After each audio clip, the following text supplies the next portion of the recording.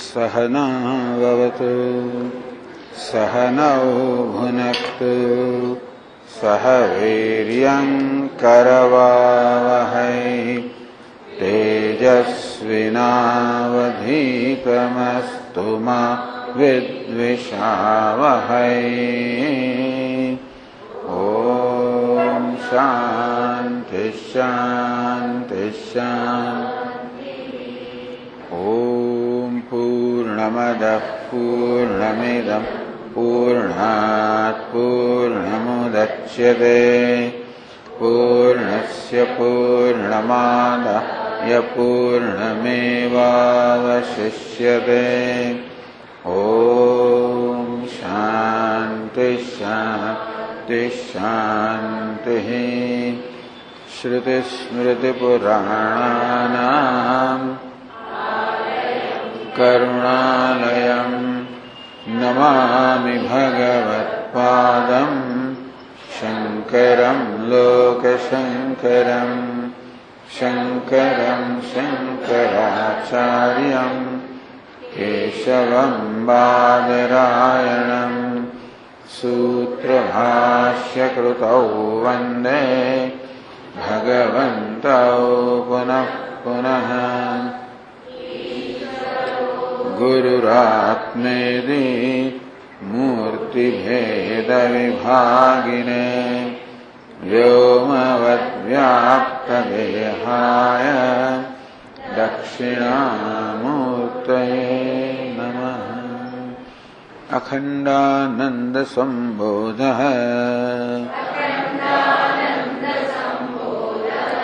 वन्दनाद्यस्य जायते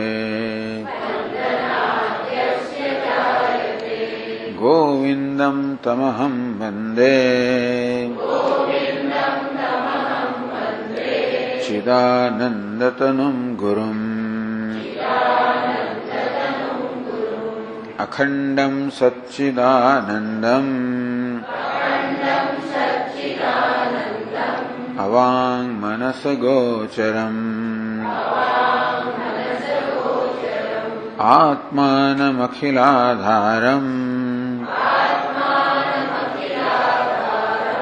आश्रये भीष्टसिद्धये। यदा लम्बोदरं हन्ति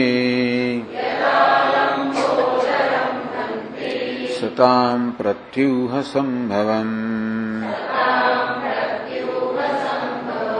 तदा लम्बे दयालम्बम् લંબોદરપદાંબુજમ।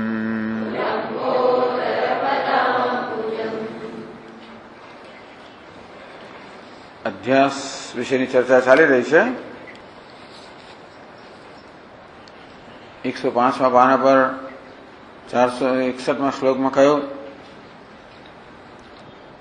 અસ્મિન આત્મનિ અનાત્મત્વમ અનાત્મનિ આત્મતામ પુનઃ વિપરીતતયા અધ્યસ્ય સંસરંતિ વિમોહિતાઃ। અસ્મિન આત્મનિ અનાત્મત્વમ ટૂંકમાં આત્મામાં અનાત્માના ધર્મો, આત્મામાં દેહ ઇન્દ્રિય મન બુદ્ધિ જે અનાત્મા છે એના ધર્મોનો અધ્યારોપ થાય છે, અનાત્મામાં દેહ વગેરેમાં આત્માપણાનો અધ્યારોપ થાય છે। વિપરીતતયા અધ્યસ્ય આમ પરસ્પર અધ્યાસ થાય છે અનાત્માના ધર્મનો આત્મામાં। તો દેહને જન્મ મૃત્યુ છે, હું માનું છું મને જન્મ મૃત્યુ છે, દેહ દેશમાં કાળમાં મર્યાદિત છે, હું પણ મર્યાદિત છું। તેમ ઇન્દ્રિયોની મનની બુદ્ધિની બધા પ્રકારની જે મર્યાદાઓ છે પરિચ્છિન્નતા બધાનો આત્મા પર અધ્યારોપ કરવામાં આવે છે। તેથી પોતાને મર્ત્ય દુઃખી અજ્ઞાની માનવામાં આવે છે। અને વિપરીતતા એથી ઉલટું અનાત્મામાં આત્માનો અધ્યાસ થાય। આમ દેહ જે અનાત્મા આત્મા માનવામાં આવે, મનને બુદ્ધિને બધાને આત્મા માનવામાં આવે। આત્મા ચૈતન્ય છે, દેહ વગેરે ચૈતન્ય માનવામાં, ચેતન માનવામાં આવે. આત્મા પ્રિય છે, તેથી દેહ પણ પ્રિય બને.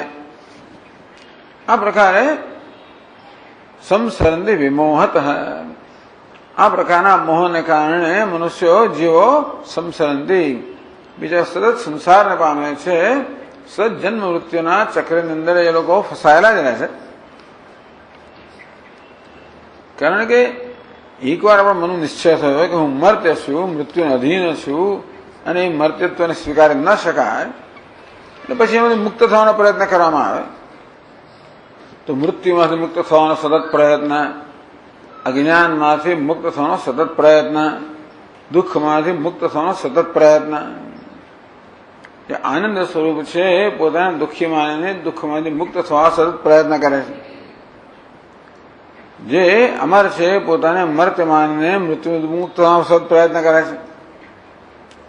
આ પ્રયત્ન કેવા છે? ક્યારેય પણ સફળ ન થવા પ્રયત્ન છે. 10મો છોકરો 10માને શોધવાનો પ્રયત્ન કરતો હોય એ પ્રકારના પ્રયત્નો છે. તેથી કારણ કે આજે મારે હકીકત નથી, હું મર્ત્ય છું એ મારા વિશેની હકીકત નથી, ભ્રમ છે. હું અજ્ઞાની છું, દુઃખી છું, આ મારા વિશેની હકીકત વાસ્તવિકતા નથી, ભ્રમ છે.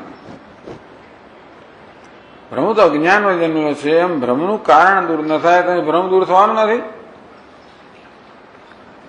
પરંતુ આપણને એમ કે ભાઈ હું મર્ત્ય છું, કોઈક રીતે અમર બની જાઉં, દુઃખી છું, કશુંક મળીને સુખી બની જાઉં, કશુંક બનીને સુખી બની જાઉં. આ માણસ સમજે કંઈક બનવાનો પ્રયત્ન, સુખી બનવાનો પ્રયત્ન કરે છે, અમર બનવાનો પ્રયત્ન કરે છે, જ્ઞાની બનવાનો પ્રયત્ન કરે છે. પરંતુ આ અલ્પ પરિચ્છિન્ન ઉપાધિ ક્યારે પણ અમર બની જ ના શકે, ક્યારે સર્વજ્ઞ બની જ ના શકે, ક્યારે પૂર્ણ બની જ ના શકે. એમ જે વસ્તુ સંભવિત જ નથી એ કરવાનો ને બનવાનો મનુષ્ય પ્રયત્ન કરી રહ્યો છે. આ જન્મમાં પ્રયત્ન ના સફળ થાય તો પછીનો જન્મ એમ કરીને સતત જન્મ મૃત્યુના ચક્ર ચાલ્યા જ કરે છે. સંસરંતિ વિમોહત.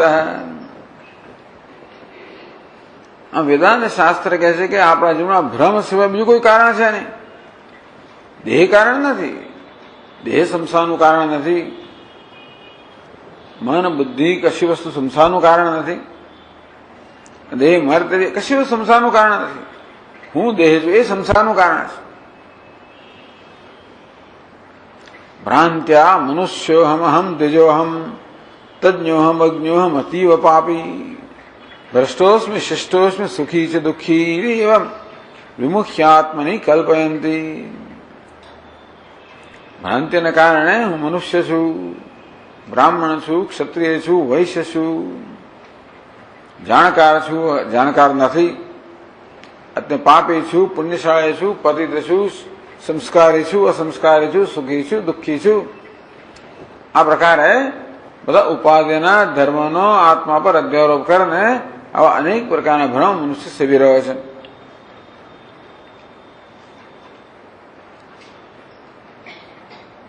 એટલે કહ્યું બુદ્ધિ દોષાત, બુદ્ધિના દોષને કારણે આ પ્રકારે પોતે છે ને ઉલટું પોતાને માનવામાં આવે છે.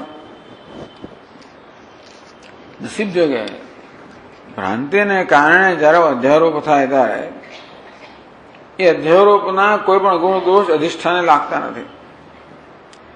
જેવી રીતે રજ્જુ પર સર્પનો અધ્યારોપ થાય તો સર્પના ગુણ કે દોષ કોઈ રજ્જુને ના લાગુ પડે.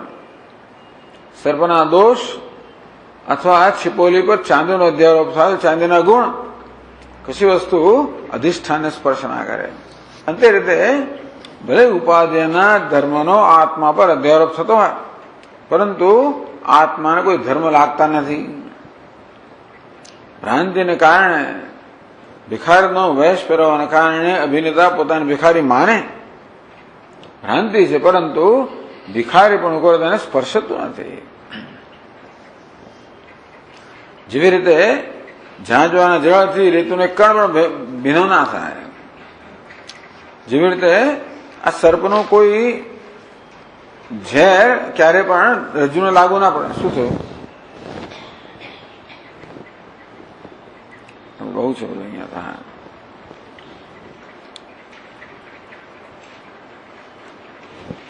આવું ગુરુજીએ કહ્યું. એટલે ટૂંકમાં સંસારનું કારણ સમજાવવું બહુ જ મહત્વની વસ્તુ છે. આપણા જીવનમાં દુઃખનું શું કારણ છે બહુ સમજવાનું ખૂબ અગત્યનું છે. દુઃખમાંથી નિવૃત્તિનો સતત પ્રયત્ન તો પ્રત્યેક પ્રાણી કરવાનો છે. અને જેને પણ આપણે દુઃખનું કારણ માનતા હોઈએ એને દૂર કરવાનો સતત પ્રયત્ન કરીએ. સામાન્ય રીતે માણસ માનતો હોય કે મારી આસપાસની દુનિયા મારા દુઃખનું કારણ છે. જે ઘટનાઓ છે, સંજોગો છે, વ્યક્તિઓ છે, કોઈ દેશ, કોઈ સ્થળ, કોઈ સમય, કોઈ વ્યક્તિ, કોઈ ઘટના, આ બધી વસ્તુઓને સામાન્ય રીતે મનુષ્ય દુઃખના કારણ માનતો હોય છે. અને તેથી એ બધામાં સતત ફેરફાર કરવાનો પ્રયત્ન કરતો હોય છે. પરંતુ એ કોઈ દુઃખનું કારણ નથી. એ દુઃખનું કારણ ભ્રાંતિ છે. હું દુઃખી નથી, હું દુઃખી છું, એક ભ્રમ છે.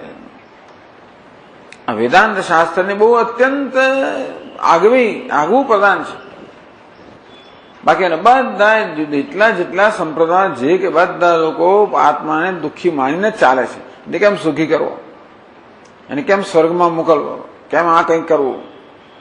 અને અનેક પ્રકારના કર્મ ઉપાસનાઓ બધા આપણને કહેવામાં આવે જે તમે સ્વર્ગમાં, પેરેડાઇઝમાં ત્યાં જશો, પેલું આ કરશો તો પેલી વાત જશો, મૃત્યુ પછી આમ મળશે. એ બધું ખોટું છે. આપણે નથી કહેતા હશે પેરેડાઇઝ. અમુક પ્રકારનું કર્મ કરવાથી સ્વર્ગમાં જવાય ના, એ પણ આપણે ના નથી પાડતા.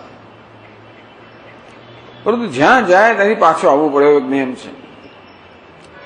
એટલે કોઈ કર્મને કારણે, પુણ્ય કારણે સ્વર્ગમાં જઈએ તો જ્યાં સુધી પુણ્ય આપણા હોય ટકે ત્યાં સુધી સ્વર્ગમાં આપણો નિવાસ હોઈ શકે. પછી વળી પાછું આવવું જ પડે. વેદાંત શાસ્ત્ર કહે છે કે કશી પણ વસ્તુ પ્રાપ્ત કરી હોય તો જે પ્રાપ્ત થાય છે ક્યારેક જતું રહેવાનું છે. તો કંઈક બનો તો જે બનો છો એ પણ ક્યારેક બદલાવાનું જ છે.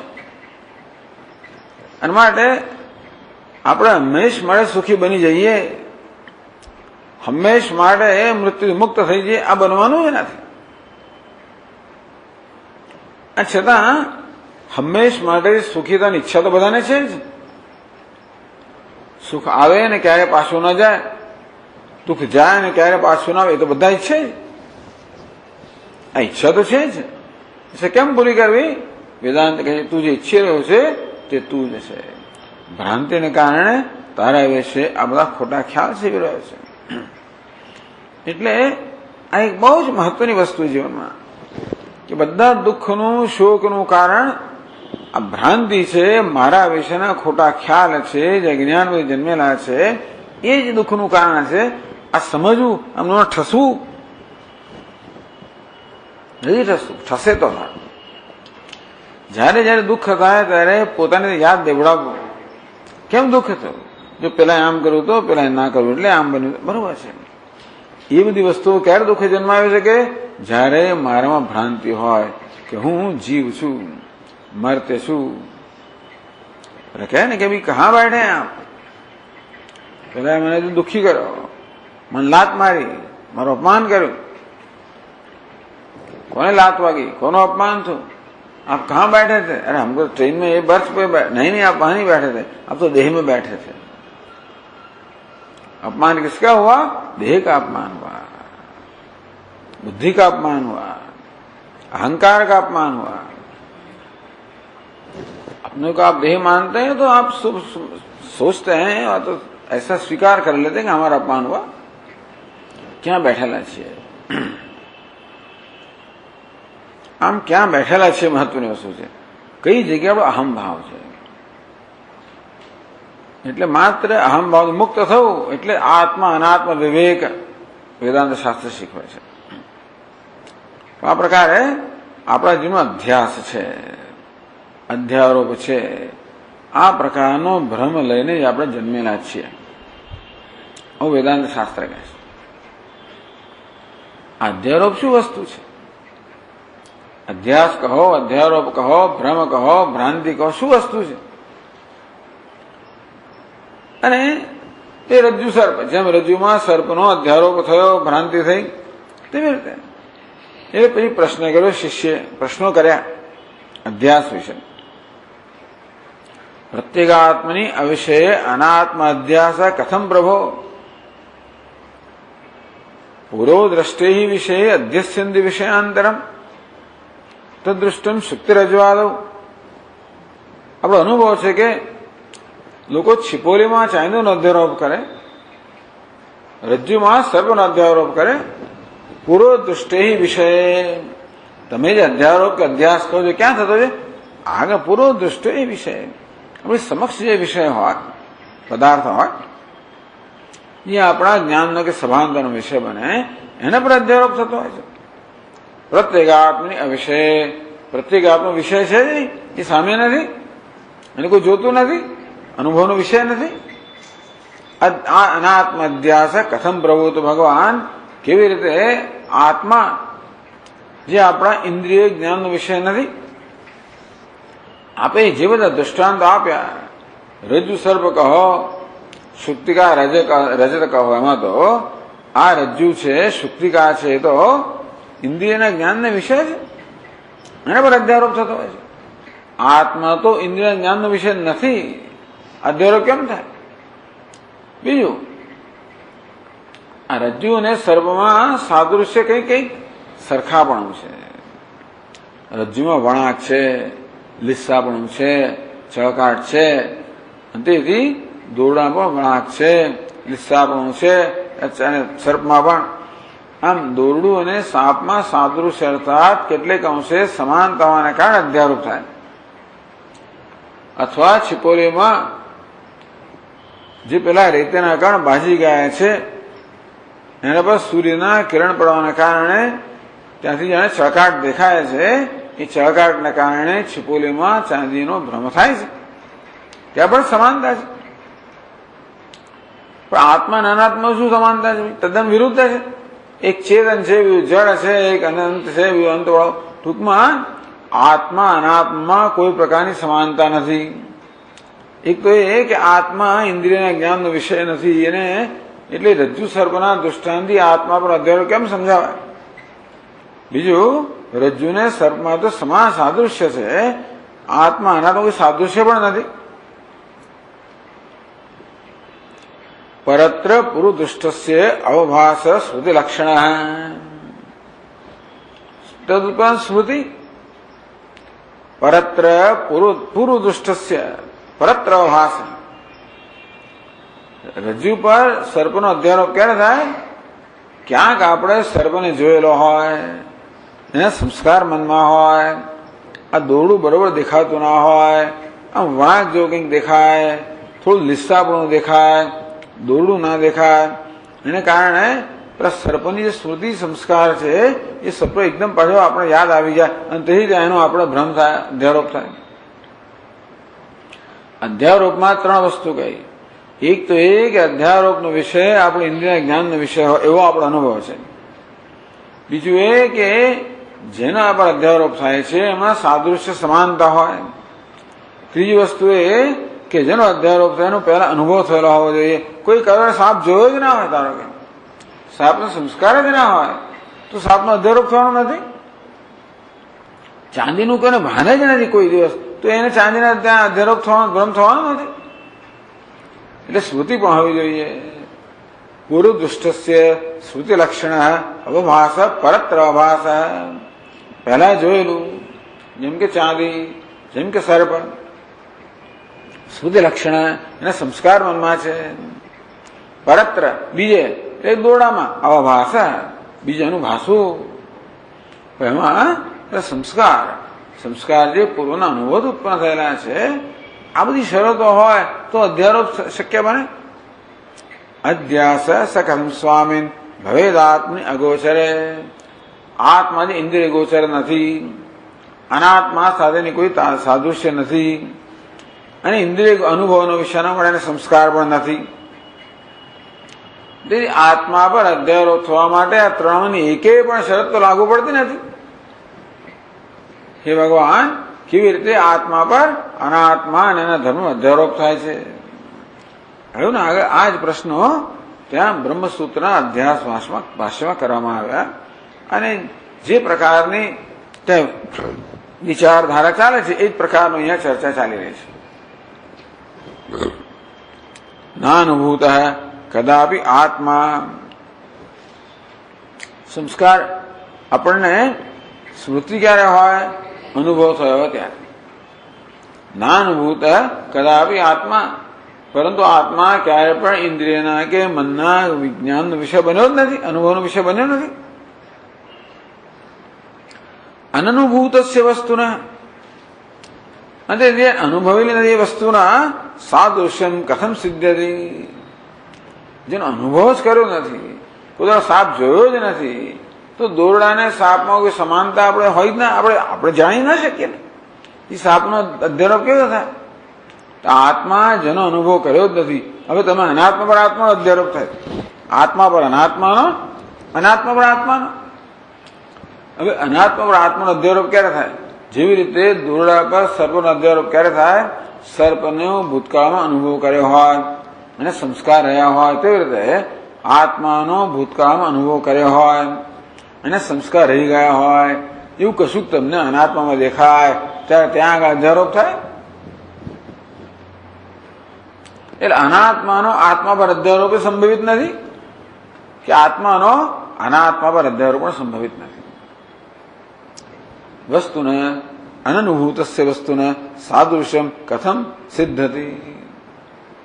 જેનો અનુભવ પણ નથી અને આત્મા અનાત્મા એક કરતા વિલક્ષણ છે, એટલે સાદૃશ્ય પણ નથી. એટલે અનાત્મામાં આત્મામાં કે આત્માનો અનાત્મામાં બંને પ્રકારનો અધ્યાસ સંભવિત નથી. અનાત્મની આત્મતા અધ્યાસ કથમેશ સમાગત.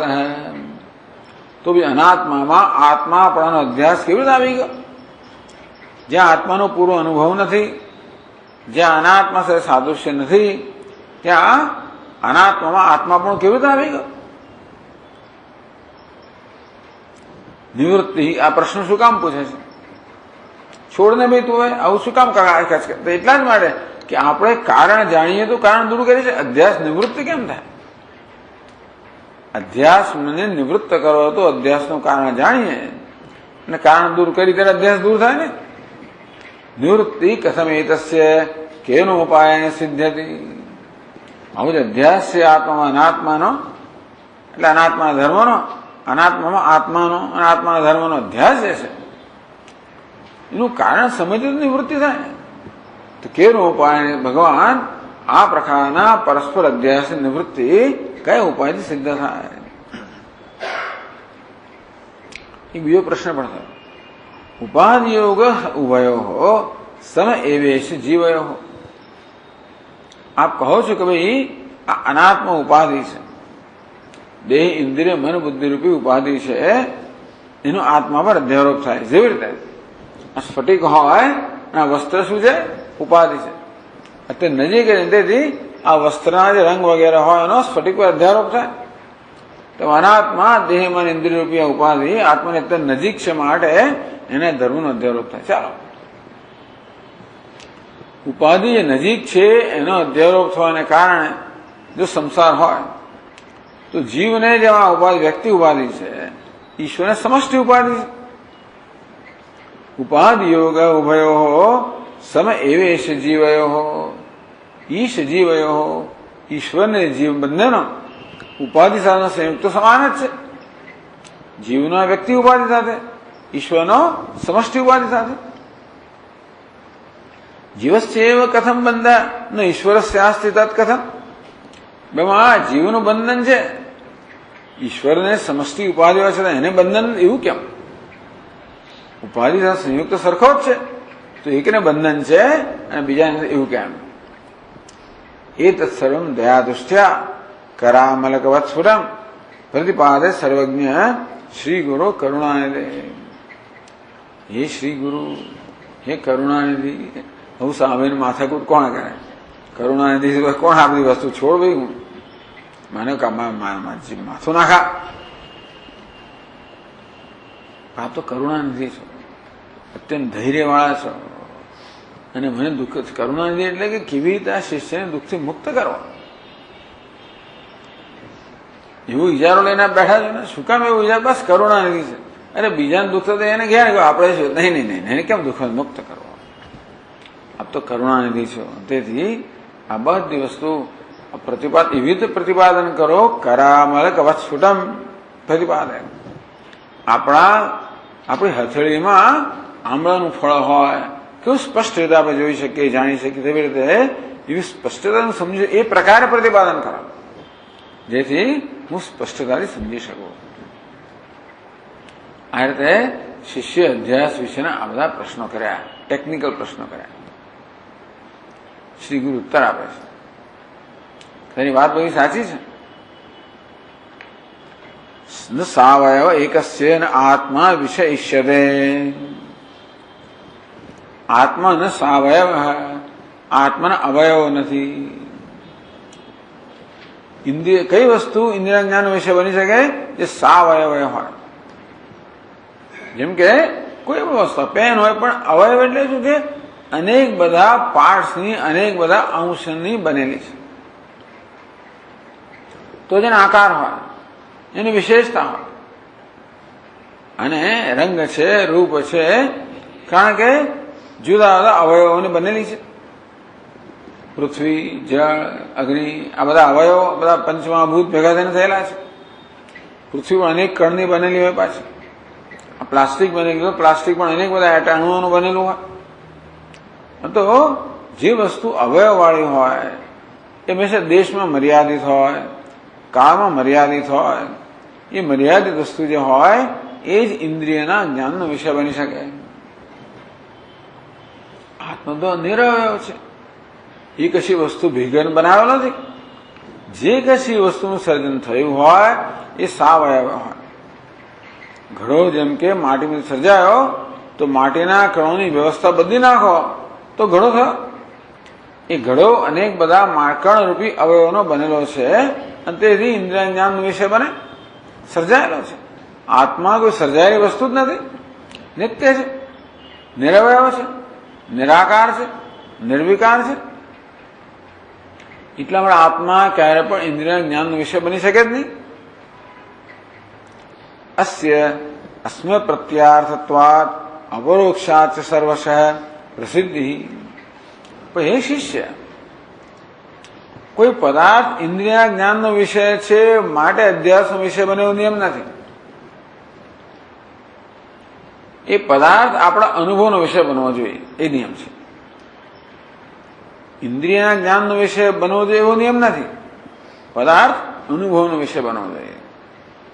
આ રજ્જુ પદાર્થો જે છે એ અવયવ હોવાને કારણે ઇન્દ્રિય જ્ઞાનનો વિષય ત્યારે અનુભવનો વિષય બની શકે.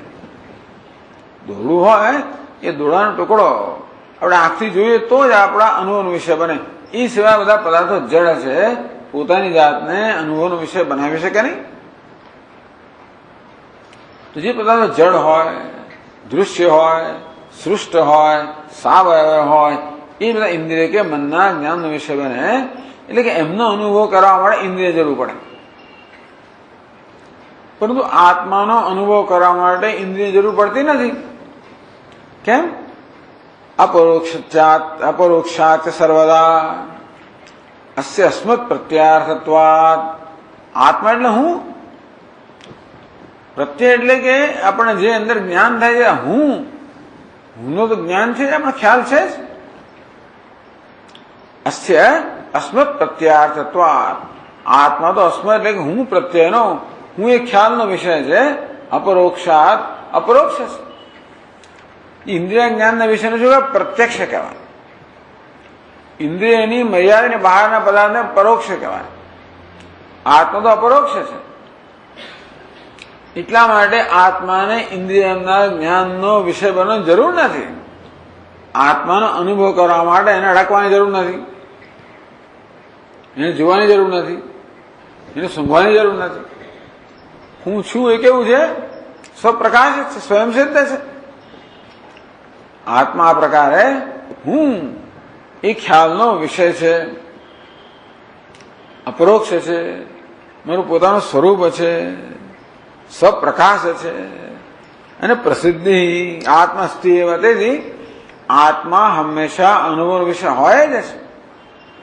હે શિષ્ય, કોઈ પદાર્થ ઇન્દ્રિય જ્ઞાનનો વિષય હોવો એવી આવશ્યકતા નથી. પદાર્થ પર ક્યારે અધ્યારોપ થાય? એ જયારે આપણા અનુભવનો વિષય હોય ત્યારે. રજ્જુના કિસ્સામાં કે શુક્તિકા કે છિપોલીના કિસ્સામાં સાચી વાત છે. એ પદાર્થો જળ ને સાવય હોવાને કારણે એ તો ઇન્દ્રિયના જ્ઞાનને વિષય બને તો જ અનુભવનો વિષય બને. પણ આત્મા તો નિરવય છે, અપરોક્ષ છે, સ્વયં પ્રકાશ છે, અને તેથી ઇન્દ્રિય કે મન વગેરે અનુભવનો વિષય છે. પ્રસિદ્ધિ આત્મનસ્તિ એવા માટે આત્મા તો સદા અનુભવનો વિષય છે. એટલી જરૂર છે કોઈ વસ્તુ અનુભવનો વિષય હોવી જોઈએ. આત્મા હંમેશા અનુભવનો વિષય છે. રજ્જુને તો આપણે આંખો બંધ કરીએ તો અનુભવનો વિષય રહે નહીં. આંખ બંધ કરો તો હું તો અનુભવનો વિષય રહેવાનો જ, સમજે ને? આંખ બંધ કરો, બધી ઇન્દ્રિયો બંધ કરી દો, અરે બધું મન બંધ કરો ને ઊંઘી જાઓ ને નિદ્રામાં જતા તોય પણ આ હું તો છોડે જ નહીં તમને. હું જ છે, સ્વપ્રકાશ અપરોક્ષ છે, મારું સ્વરૂપ છે. તો સદા અનુભવનો વિષય રહેવાનો છે. તો અધ્યારોપ કરવા માટે મન પણ જોઈએ. અનુભવ કરવા ઉપરાંત એ નથી સુષુપ્તિમાં. માટે સુષુપ્તિમાં અધ્યારોપ નથી. જાગ્રત સ્વપ્નમાં મન છે એ માટે અધ્યારોપ કરતું હોય છે, પણ સુષુપ્તિમાં નથી. બાકી તો આત્મા સદા અનુભવનો વિષય છે જ. આપણા સ્વામી મારે સિટિંગ ડક. સિટિંગ ડક એટલે તમારે બધું શૂટિંગ કરવું હોય ને,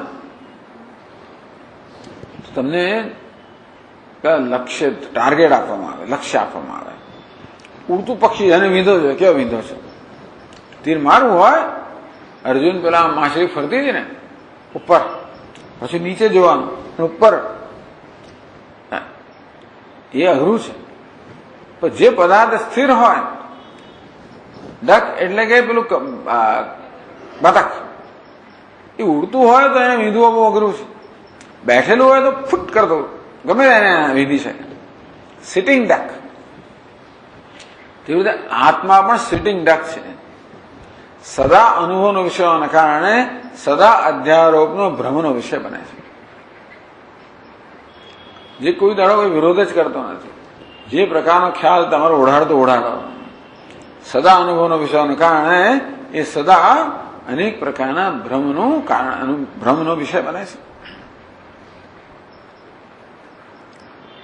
તેથી આત્મા અનુભવનો વિષય તો છે જ. ન કસ્યાપી સ્વસદ્ભાવે પ્રમાણમ અભિકાંક્ષતે પ્રમાણાનામ ચ પ્રામાણ્યમ યન્મૂલમ કિંતુ બોધે. આત્માનો હોવા વિશે કોઈને સંશય હોય જ નહીં. હું છું એ બાબતમાં કોઈને સંશય હોય જ નહીં. સંશય હોવા માટે હું હોતો હોવું જોઈએ ને. સંશય હોવા માટે પણ હું તો હોવો જોઈએ ને. આ હું છું એ તો સૌથી પહેલા પ્રસિદ્ધ થઈ જાય, પહેલા સ્થાપિત થઈ જાય. તેથી સ્વસદ્ભાવે પોતાના હોવા વિશે કોઈને પણ કોઈ પુરાવાની જરૂર નથી. હું ક્યાં છું એ બધું નક્કી કરવા માટે, ક્યાં છું કઈ જગ્યા વગેરે માટે આપણે પુરાવો જોઈએ. હું છું એમને કોઈ પુરાવો ના જોઈએ. આ વસ્તુ કાચ છે કે આ સ્ફટિક છે કે હીરો છે એ મને પુરાવો જોઈએ, આપણે પ્રમાણ જોઈએ. આ વસ્તુ છે, આત્મા સિવાય બીજી કશી વસ્તુ હોવા માટે પ્રમાણ જોઈએ. આ પેન છે એવું ક્યારે નક્કી થાય? જયારે મારી ચક્ષુરિન્દ્રિયના જ્ઞાનનો વિષય બને ત્યારે. ચક્ષુ પ્રમાણ છે. આ શબ્દો સાંભળવા માટે શ્રોત્રેન્દ્રિય પ્રમાણ છે. ટૂંકમાં આ બધા વિષયોનો પ્રમાણ જોઈએ. પણ હું છું એ માટે કોઈ જરૂર નથી. કેમ? સ્વસદ્ભાવે આત્મા સ્વપ્રકાશ હોવાના કારણે પોતાનો હોવા વિશે કોઈ પ્રમાણની જરૂર જ નથી. આંખો વગેરે પ્રમાણ છે એ પણ ક્યારે ઉપયોગી બની શકે? જ્યારે હું હોઉં ત્યારે. આ બધા પ્રમાણને પ્રામાણ્ય આપનાર આત્મા છે એના હોવા વિશે ક્યારેય કોઈ પુરાવાની જરૂર નથી. હું છું એ માટે કોઈ પુરાવો ના જોઈએ. ક્યાં છું, કેવો છું વગેરે વગેરે માટે પુરાવો જોઈતા, પણ હું છું મને ના જોઈએ. એટલે ગુરુજી કહે છે કે હે શિષ્ય, આ હું તો હંમેશા આપણા અનુભવનો વિષય છે, એટલું જ જરૂરી છે. એ મારી સમક્ષ હોવો જોઈએ જરૂર નથી. પદાર્થ અધ્યારોપ અધિષ્ઠાન અધ્યારોપનો વિષય બનવા માટે મારી સમક્ષ હોવો જેવો નિયમ નથી, અનુભવનો વિષય હોવો જોઈએ. તો રજ્જુ ને છિપોલી ક્યારે અનુભવનો વિષય બને? સમક્ષ હોય ત્યારે. આત્માએ સમક્ષ હોવાની જરૂર નથી અનુભવનો વિષય બને, કારણ કે સ્વપ્રકાશ છે. તો મહારાજ, આત્મા સ્વપ્રકાશ હોય તો શા માટે મને સતત હું આનંદ સ્વરૂપ છું, પૂર્ણ છું, એવું કેમ નથી અનુભવ થતો? આપ કહો છો કે આત્મા સદા અનુભવનો વિષય છે. આત્મા સચ્ચિદાનંદ છે, સત સ્વરૂપ છે, ચિત્ત સ્વરૂપ છે, આનંદ સ્વરૂપ છે, પૂર્ણ છે, અદ્વિતીય છે, બ્રહ્મ છે, અનંત છે. તો પછી મને હું અનંત છું, બ્રહ્મ છું, અદ્વિતીય છું, પૂર્ણ છું, આનંદ છું, એવો અનુભવ થતો નથી ને. આપ તો કહો આત્મા હંમેશા અનુભવ વિષય છે. તો કે જો ભાઈ, વસ્તુ ક્યારે અધ્યારોપનો વિષય બને? અનુભવનો વિષય હોય એને સામાન્ય અંશનો અનુભવ હોય, વિશેષ અંશનો ના હોય. દોરડા પર સર્પનો અધ્યારોપ ક્યારે થાય? દોરડું છે એવો ખ્યાલ હોય, પણ દોરડા પણ આનું જ્ઞાન ના હોય. મંદ અંધકારને કારણે દિવસ દરમિયાન દોરડાને દોરડા રૂપે જાણીએ તો છે એવું પણ જ્ઞાન છે, દોરડું પણ જ્ઞાન છે, સામાન્ય વિશેષ બંને જ્ઞાન હોય તો અધ્યારોપ ના હોય. ગાઢ અંધકારમાં દોરડું દેખાતું જ ના હોય તો સામાન્ય કે ભાઈ એક અંશનું જ્ઞાન ત્યારબાદ અધ્યારોપ ના હોય. મંદ અંધકારમાં છે એવું જ્ઞાન હોય પણ દોરડા પણ જ્ઞાન ના હોય તો ત્યાં સર્પનો અધ્યારોપ થાય. તેમ આત્મા પણ જો સચ્ચિદાનંદ રૂપે અનુભવ થતો તો કોઈને અધ્યારોપ થતા જ નહીં.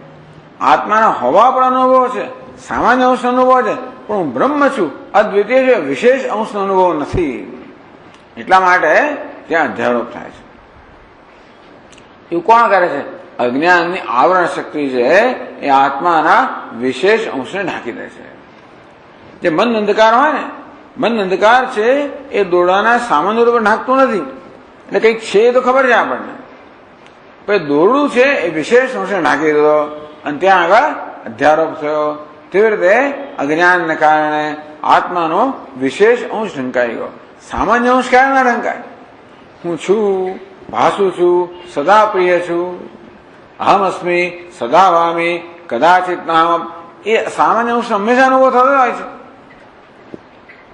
હું અદ્વિતીય છું, બ્રહ્મ છું, એ વિશેષ અંશનો અનુભવ છે. કારણ કે માયા કાર્ય તિરોભૂત.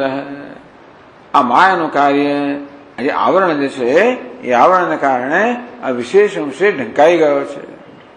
નૈષ આત્માનુભૂયતે, આત્માના વિશેષ અંશનો ટૂંકમાં પૂર્ણતાનો અદ્વિતીયતા અનુભવ થતો નથી. મેઘ વૃંદે યથા ભાનુ, જેવી રીતે વાદળ વડે સૂર્ય જેમ ઢંકાઈ જાય, પણ સૂર્યનો હવા પણ ઢંકાતો નથી, એનો પ્રકાશ ઢંકાઈ જાય છે, જો વાદળ જ દેખાય નહીં. જો કે આ વાદળો સૂર્ય ઢાંક, એવી રીતે અજ્ઞાન આત્માને ઢાંકતું નથી. ખરેખર જોવા જઈએ તો વાદળો સૂર્ય પૂરેપૂરો ઢાંકી દે, સૂર્યના હવા પણ ખબર ના પડે, પણ અજ્ઞાન એમ નથી ઢાંકતું. એ આત્માના હવા પણ ઢાંકતું નથી. એ તો માત્ર આત્માના વિશેષ અંશને, સાત બ્રહ્મપણાને, અદ્વિતીયપણાને, પૂર્ણપણાને ઢાંકે છે. અને તેથી એવું એ પ્રકારની પરિસ્થિતિ સર્જાય ત્યારે ત્યાં અધ્યાસ થવાનો. જે સામાન્ય અંશનું જ્ઞાન છે અને વિશેષ અંશનું જ્ઞાન નથી, ત્યાં અધ્યારોપ થવાનો. એ પ્રકારની શરત જોઈએ, બાકી કશું નહીં. સામે પડ્યું છે નથી ને સાદૃશ્ય છે, એ બધું કઈ અગત્યની, બીજી કોઈ અગત્યની વસ્તુ નથી. ગુરુજી કહે છે અધ્યાસ માટે આટલી જ અગત્યની વસ્તુ છે કે આપણને સામાન્ય અંશનો અનુભવ છે, વિશેષ અંશનું અજ્ઞાન છે.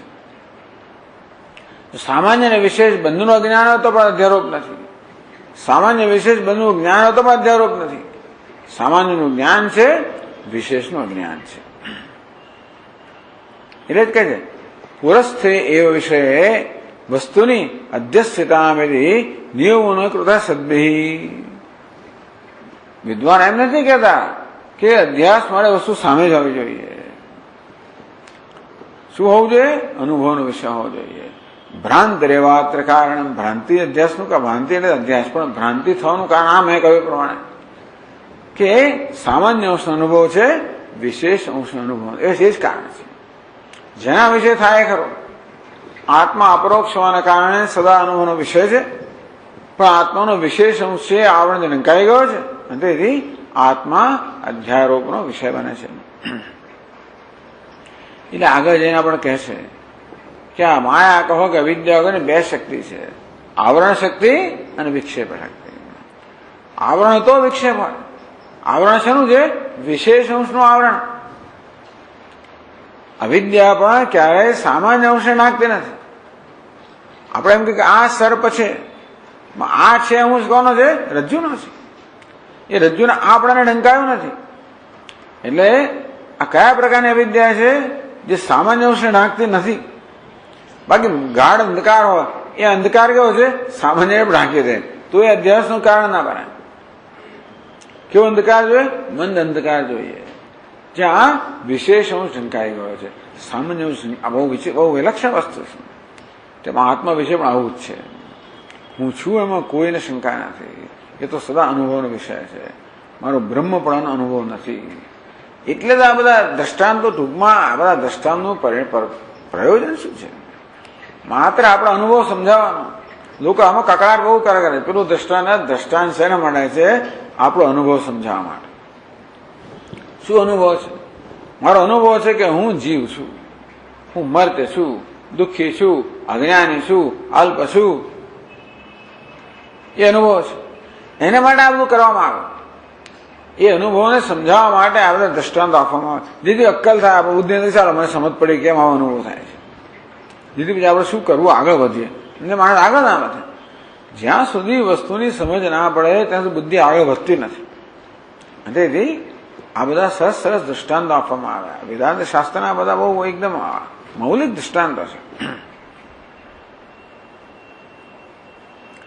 એટલે અધ્યાસ તો ભ્રાંતિ કારણે એવું કહ્યું ખરું. ભ્રાંતિ એટલે જ અધ્યાસ. ભ્રાંતિ કે અધ્યાસનું આવરણ કારણ છે. વિક્ષેપ થવા મળે. અધ્યાસ એટલે વિક્ષેપ. વિક્ષેપનું શું કારણ છે? આવરણ કારણ છે. આવરણ કોને કહેવાય? જ્યાં આગળ વિશેષ અંશ શંકાયેલો છે, સામાન્ય અંશ શંકાયેલો એવું આવરણ. બાકી ગાઢ અંધકાર આવરણ હોય તો એ માત્ર આવરણ વિક્ષેપ ઉત્પન્ન ના કરે. કયા પ્રકારનું આવરણ? વિશેષ અંશને ઢાંકનારું, સામાન્ય અંશને નહીં ઢાંકનારું. સામાન્ય અંશને આધાર કહેવાય, વિશેષ અંશને અધિષ્ઠાન કહેવાય. એટલે આ સર્પ છે, આ છે એ રજ્જુનો અંશ છે, આધાર કહેવાય. રજ્જુ પણ શું છે? અધિષ્ઠાન છે. ત્યાં સર્પનો અધ્યારોપ છે. એટલે 478માં શ્લોકમાં કહ્યું, 108માં પાના પર. ચાલો વાંચીએ આપણે. એની પહેલાનો શ્લોક પણ વાંચીએ. પુરસ્થ એવ વિષયે વસ્તુન્યધ્યસ્યતામિતિ નિયમો ન કૃતસ્તદ્ભિઃ ભ્રાંતિરેવાત્ર કારણમ દૃગાદ્ય વિષયે વ્યોમ્ને નીલતાદિ યથા બુધાઃ અધ્યસ્યન્તિ તથૈવાસ્મિन् આત્મન્યપિ મતિર્ભ્રમાદ. એ ભ્રમ ઉપર એક રેફ હોવો જોઈએ. મતિર્ભ્રમાદ એટલે દ્રષ્ટાંત આપે છે કે જો ભાઈ અધ્યાસ થવા માટે વસ્તુ આપણી સમક્ષ હોવી એવો નિયમ નથી. એ જેટલી શરતો કહી ને પેલા શિષ્ય, એ બધી શરતમાં અપવાદ કહેવામાં આવે છે. એટલે આ શરતો નિયમ નથી બનતી. સામે હોય તો અધ્યારોપ થવો જોઈએ, તો કે એવો નિયમ નથી. દૃગાદિ અવિષય વ્યોમની આકાશ જે છે ને એ કઈ ચક્ષુનો વિષય નથી. આકાશ કોઈ આપણે આંખો જોઈ શકતા નથી. નીલતાદિ યથા અબુધા અધ્યસ્યન્તિ થા છતાં પણ અબુધા અજ્ઞાની લોકો, અબુધ લોકો, અલ્પજ્ઞ લોકો. જેવી રીતે નીલતાદિ આકાશ કેવું છે? વાદળી છે. આકાશ કેવું છે? અર્ધગોળાકાર છે, પેલા કઢાયાના આકારનું છે. આકાશમાં આકારની કલ્પના કરે, રંગની કલ્પના કરે. આકાશ કેવું છે? ધૂંધળું છે, ધૂંધળા પ્રકારની કલ્પના કરે. આ બધી કલ્પનાઓ આકાશ પર થાય છે. આકાશ કે આપણે ચક્ષુનો વિષય નથી, સમક્ષ એ પ્રકારનું નથી. એટલે આ દ્રષ્ટાંત ત્યાં પણ આપવામાં આવ્યું. જેવી રીતે આકાશ તો આપણી સમક્ષ નથી, ચક્ષુના જ્ઞાનનો વિષય નથી, તો પણ એના પર વાદળીપણો અધ્યારોપ જેમ થાય છે તેવી રીતે એટલે વસ્તુ સામે જ હોવી જોઈએ એવો નિયમ નથી. એક નિયમનો ભંગ તોડી નાખ્યો, અપવાદ બતાવે. તથૈવ અસ્મિન આત્મની અપી ભ્રમાત્મતિ. તે રીતે આત્મા ભલે પૂર્વવર્તી વિષય ના આવે, ભલે સામે ઇન્દ્ર વિષય ના આવે, પરંતુ અનુભવનો વિષય છે, તેથી એ પણ અધ્યારોપનું કારણ બની શકે, એ વિષય બની શકે. પછી કહ્યું કે સાદૃશ્ય હોવું જોઈએ, કંઈક સમાનતા હોવી જોઈએ, એનો અપવાદ બતાવે છે. પેલા એ કહ્યું કે ભાઈ પૂર્વવર્તી વિષય હોવો જોઈએ. રજ્જુ વગેરે તો સામે પડેલો વિષય છે, ઇન્દ્ર વિષય છે, આત્મા તો છે ને, જો ભાઈ આકાશ આંખોનો વિષય નથી, છતાં અધ્યારોપનું કારણ બને છે. પછી સાદૃશ્ય હોવું જોઈએ, તો એ પણ નિયમ નથી. કેમ નથી? પછી કહે છે અનાત્મન્યાત્મતાધ્યાસે ન સાદૃશ્યમપેક્ષતે પીતોયમ શંખ ઇત્યાદૌ સાદૃશ્યમ કિમપેક્ષિતમ.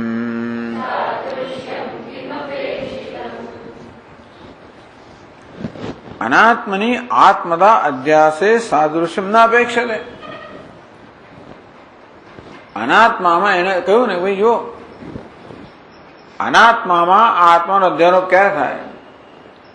પહેલા આત્માનો અનુભવ થયો હોય, આત્માના સંસ્કારો હોય, એ પ્રકારની સમાનતા અનાત્મામાં દેખાય ત્યારે અધ્યારોપ થાય. તો સાદૃશ્ય હોવું જોઈએ. ટૂંકમાં અધ્યારોપ અને અધિષ્ઠાન વચ્ચે સમાનતા હોય એવો પણ નિયમ નથી. પીતોયમ શંખ, આ શંખ પીળો છે. આપણને કમળો થયો હોય, ચક્ષુમાં દોષ હોય તો બધું પીળું દેખાય ને. ગુજરાતીમાં કહેવત છે ને, કમળો થઈને બધું પીળું દેખાય. તો આ એક દ્રષ્ટાંત શંખ સફેદ છે, અને શંખ કેવો દેખાય છે? પીળો દેખાય છે. હવે એમાં સાદૃશ્ય ક્યાં આવ્યું? શંખ પર પીળાપણો અધ્યારોપ થવા મળે, શંખમાં અને પીળાપણામાં કોઈ સમાનતા છે જ નહીં, છતાં પણ અધ્યારોપ થાય છે ને. અધ્યારોપ થવા માટે સમાન પણ હોવું જોઈએ એવું નિયમ નથી. ભલે 99 જગ્યાએ લાગુ પડે, એક જગ્યાએ લાગુ ના પડે એટલે તમે નિયમ ના બનાવી શકો. નિયમ ક્યારે બને? અપવાદ ના હોય તો જ.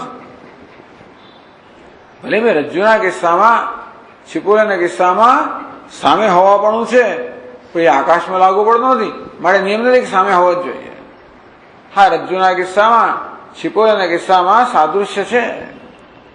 સાપ અને રજ્જુ વચ્ચે કે ચાંદી અને છિપોલી વચ્ચે, પરંતુ આ શંખ અને પીળાપણામાં કોઈ સમાનતા છે નહીં, એટલે સમાનતા હોય પણ નિયમ નથી. એટલે અનાત્માના આત્મામાં સમાનતા હોવી જોઈએ, તો અનાત્મા પર આત્માનો અધ્યારોપ થાય એવી કોઈ જરૂર નથી. સાદૃશ્યમ અપેક્ષતે પીતોયમ શંખ ઇત્યાદિ એ વગેરે વગેરે. સ્ફટિકની બાજુમાં રંગીન વસ્ત્રો હોય તો આપણને સ્ફટિકમાં રંગનો અધ્યારોપ આભાસ થાય છે. તેવી રીતે પીતોયમ શંખ પીળો છે આંખના દોષને કારણે, આ સ્ફટિક પીળો છે વસ્ત્ર નહીં ઉપાધિને કારણે. ઇત્યાદિ સાદૃશ્યમ કેમ અપેક્ષિતમ. એમાં વળી કઈ જાતનું સાદૃશ્ય સમાનતાની કોઈ જરૂર નથી પીળો શંખ જેવું કહેવા માટે. તો કઈ જગ્યાએ સાદૃશ્ય જોઈએ, ક્યાં ના જોઈએ? એટલે ભ્રમને બે પ્રકારના અહીંયા ગણાવે છે. સુપાધિક ભ્રમ, નિરુપાધિક ભ્રમ. એ 480માં શ્લોકમાં કહે છે નિરુપાધિ ભ્રમેશ્વસ્મિન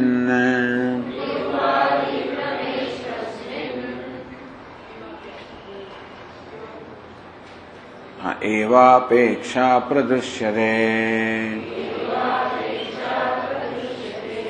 સોપાધિષ્વેવ તદ્દૃષ્ટમ રજ્જુ સર્પ ભ્રમાદિષુ.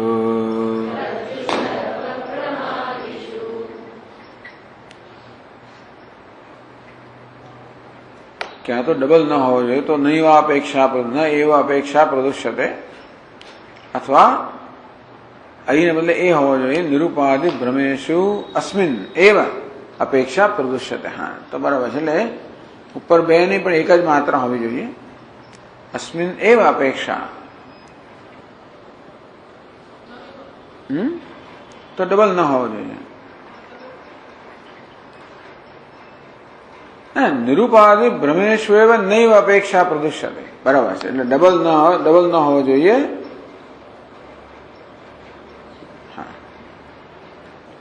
નિરૂપાધિ ભ્રમેશુ અસ્મિન એવ અપેક્ષા ન, એવકાની કોઈ જરૂર નથી. પણ બે નિરૂપાધિ ભ્રમ અને નિરૂપાધિ ઉપાધિ વગરનો ભ્રમ, સુપાધિ ઉપાધિ સહિતનો ભ્રમ. આજે દ્રષ્ટાંત પીતો એમ શંકા એ નિરૂપાધિ ભ્રમ છે, ઉપાધિ વગરનો ભ્રમ છે. જયારે આ રજ્જુ સર્પ જે છે કે શુક્તિકા રજે છે, સુપાધિ ભ્રમ કહેવાય.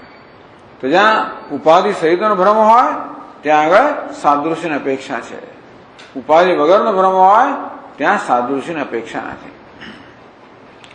આવી રીતે બધા પછી જાત જાતના અધ્યાય ખૂબ બધી અને જટિલ બનાવી દેવામાં આવે.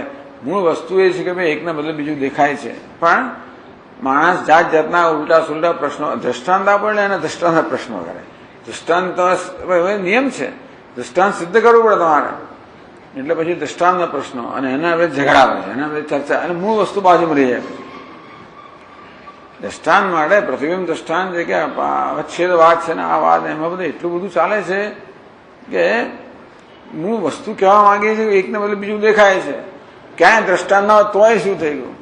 ખરું કે દ્રષ્ટાંત તો અનુભવ છે તો છે જ ને. શા બધું કહે શાસ્ત્ર કહે છે તું બ્રહ્મ છે. શાસ્ત્રને આપણે પ્રમાણ માનીએ તો શાસ્ત્ર સ્પષ્ટ કહે છે તું બ્રહ્મ છે, અને મારી બુદ્ધિ કહે છે કે હું જીવ છું. હવે આ બેમાંથી અંતેથી મારો આ ભ્રમ છે. બસ કેમ ભ્રમ જન્મ્યો? ચલો એ તમને સમજાવવાનો પ્રયત્ન કર્યો, તમે ઉલટા ગૂંચવાડો ઉભો કરો. થાય છે શું? તમે ઘણી વાર એને સમજાવવાનો પ્રયત્ન કરો, એ પ્રશ્નો ઉભા કરે કે એવો ગૂંચવાડો ઉભો કરે. બહુ ગૂંચવાડા ચાલે છે આપણે. અગત્યની વસ્તુ છે આપણા જીવનમાં ભ્રમ છે. શંકરાચાર્ય મહારાજ કહેવા માંગે છે જીવનનો ભ્રમ છે, અને ભ્રમ કોઈ આપણા માટે અસામાન્ય વસ્તુ નથી. દોરા સાપ દેખાય એવો સામાન્ય અનુભવ છે, છુપોલી ચાંદી દેખાય સામાન્ય અનુભવ છે. એકને બદલે બીજું દેખાય અનુભવ કઈ એવો અસાધારણ છે જ નહીં. બસ અંતે રીતે આત્મા એકને બદલે બીજો દેખાય, પૂર્ણ અપૂર્ણ દેખાય છે, અનુભવાય છે. બધી જાત જાતની એની વ્યાખ્યા કરો. એટલે પરત્ર પૂર્વ દુષ્ટસ્ય અવભાસ સ્મૃતિ લક્ષણ એવું બધું કહો એટલે પછી એ પણ જાત જાતના પ્રશ્નો ઉભા કરે. આમાં ક્યાં સ્મૃતિ છે ને આમાં ક્યાં પહેલા જોયો છે ને ક્યાં થયેલું છે વગેરે વગેરે. શંકરાચાર્ય મારે વ્યાખ્યા કરી એ રજ્જુ સર્પના દૃષ્ટાંતની વ્યાખ્યા કરી. એ વ્યાખ્યા આત્મા માટે લાગુ પડે એવી જરૂર નથી. નિરૂપાધિ ભ્રમેશુ અસ્મિન એવ તો નૈવ અપેક્ષા પ્રદુષ્યતે. અસ્મિન આ આગળ જે દૃષ્ટાંત આપ્યું પીતો એમ શંકા, એવા દૃષ્ટાંતની અંદર કોઈ સાદૃશ્યની જરૂર નથી. રજ્જુ સર્પ વગેરેમાં સાદૃશ્યની જરૂર છે. આ પ્રકારે હવે આ અધ્યાસની ચર્ચા શરૂ થઈ, અને મૂળ તો શું કહેવામાં આવ્યું કે અધ્યાસ છે, છતાં પણ કંઈક સાદૃશ્ય છે ખરું. કેમ અધ્યાસ થાય છે એ સમજાવવાનો પ્રયત્ન કરે, જેથી આપણે સમજી શકીએ, એને કારણને દૂર કરી શકીએ માટે એ પ્રક્રિયા સમજાવે તો છે. એની હવે આ સમજ આપણે આવતા વખતે જોઈશું. ઓમ પૂર્ણમદ પૂર્ણમિદમ પૂર્ણસ્ય પૂર્ણમાદાય પૂર્ણમેવાવશિષ્યતે. ઓમ શાંતિ શાંતિ શાંતિ. શંકરં શંકરાચાર્યં કેશવં બાદરાયણં સૂત્રભાષ્યકૃતૌ વંદે ભગવन्तૌ પુનઃ પુનઃ. ઈશ્વરો ગુરુરાત્મેતિ મૂર્તિભેદવિભાગિને વ્યોમવદ્વ્યાપ્તદેહાય દક્ષિણામૂર્તયે નમઃ. ઓમ શાંતિ શાંતિ શાંતિ. હરિ ઓમ. શ્રી ગુરુભ્યો નમઃ. હરિ ઓમ.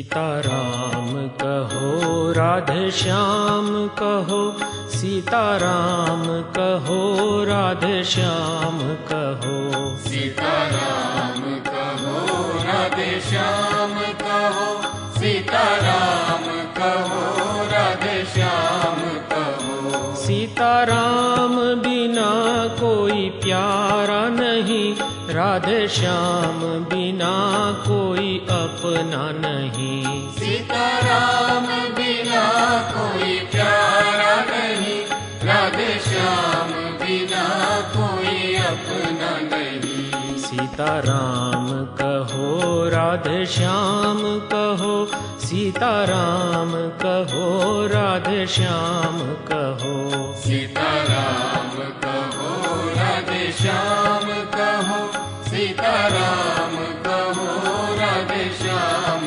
कहो। सीताराम बिना सुख कौन करे, राधे श्याम बिना दुख कौन हरे। सीताराम बिना सुख कौन करे, राधे श्याम बिना दुख कौन हरे। सीताराम कहो राधे श्याम कहो, सीताराम कहो राधे श्याम कहो, सीताराम कहो राधे श्याम कहो, सीताराम कहो राधे श्याम कहो। सीताराम बिना बेड़ा पार नहीं, राधे श्याम बिना उद्धार नहीं। सीताराम बिना बेड़ा पार नहीं, राधे श्याम बिना उद्धार नहीं। सीताराम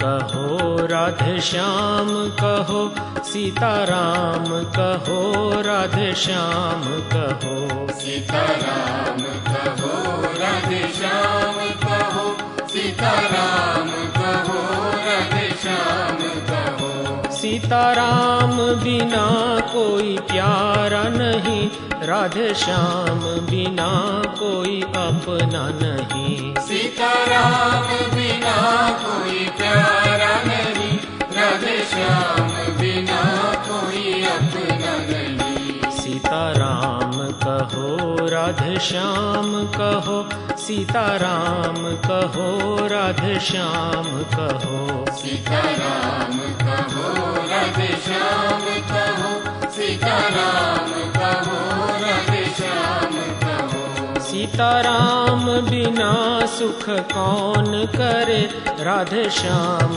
बिना दुख कौन हरे। सीताराम बिना सुख कौन करे, राधे श्याम बिना दुख कौन हरे। सीताराम कहो राधे श्याम कहो, सीताराम कहो राधे श्याम कहो, सीताराम कहो राधे श्याम कहो, सीताराम कहो राधे श्याम कहो। सीताराम बिना बेड़ा पार नहीं, राधे श्याम बिना उद्धार नहीं। सीताराम बिना बेड़ा पार नहीं, राधे श्याम बिना उद्धार नहीं। सीताराम कहो राधे श्याम कहो, सीताराम कहो राधे श्याम कहो, सीताराम कहो राधे श्याम